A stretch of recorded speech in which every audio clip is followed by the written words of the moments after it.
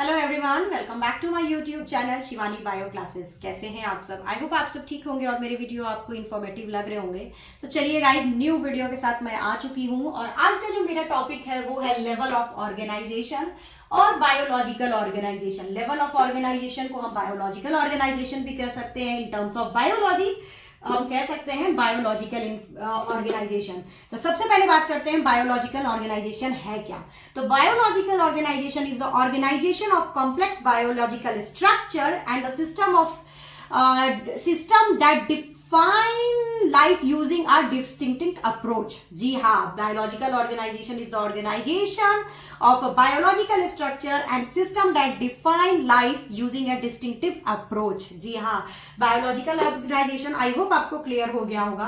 अब हम बात करते हैं कि बायोलॉजिकल ऑर्गेनाइजेशन कितने तरह के होते हैं। आखिर ये बायोलॉजिकल ऑर्गेनाइजेशन होता कैसा है, कैसे होता है, कैसे फॉर्म करता है।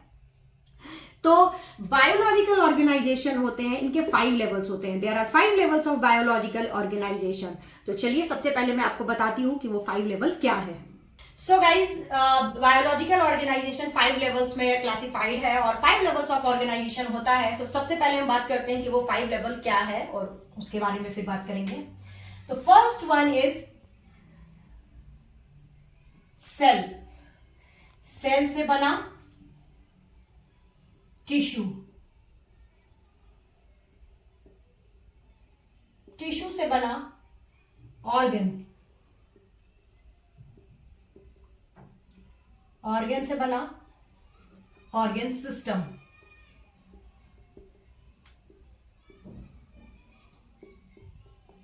और ऑर्गन सिस्टम से बना ऑर्गेनिज्म।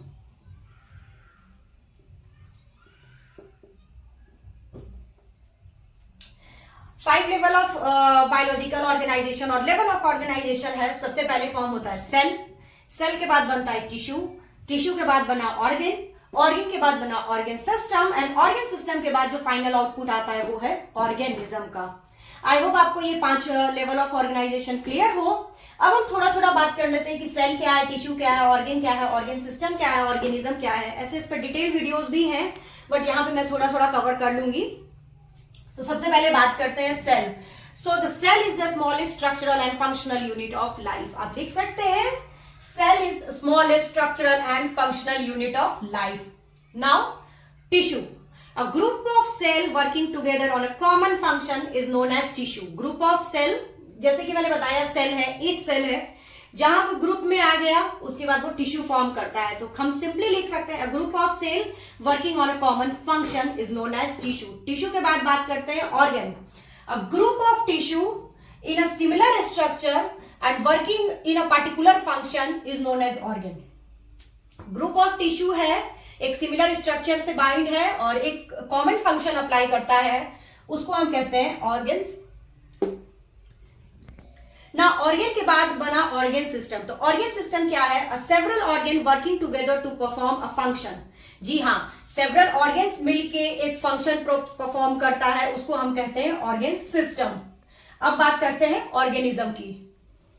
तो ऑर्गेनिज्म क्या है? A living being that has cellular structure and perform all the processes of life as for example reproduction, respiration, locomotion and etcetera, उसको हम कहते हैं ऑर्गेनिज्म। इन सब टॉपिकों पे डिटेल वीडियो मेरे चैनल पे ऑलरेडी अवेलेबल है, तो आप वहां से देख के आप जा सकते हैं और देख सकते हैं। तो आई होप आपको ये क्लियर हो गया होगा कि जो 5 लेवल ऑफ ऑर्गेनाइजेशन क्या है और कैसे हर एक ऑर्गेनिज्म फॉर्म करता है। ह्यूमन बीइंग हो गए, चाहे वो एनिमल्स हो गए, जो भी लिविंग ऑर्गेनिज्म है वो ऐसे ही फॉर्म करते हैं। पहले सेल बनता है, फिर टिश्यू बनता है, फिर organ system and then organism.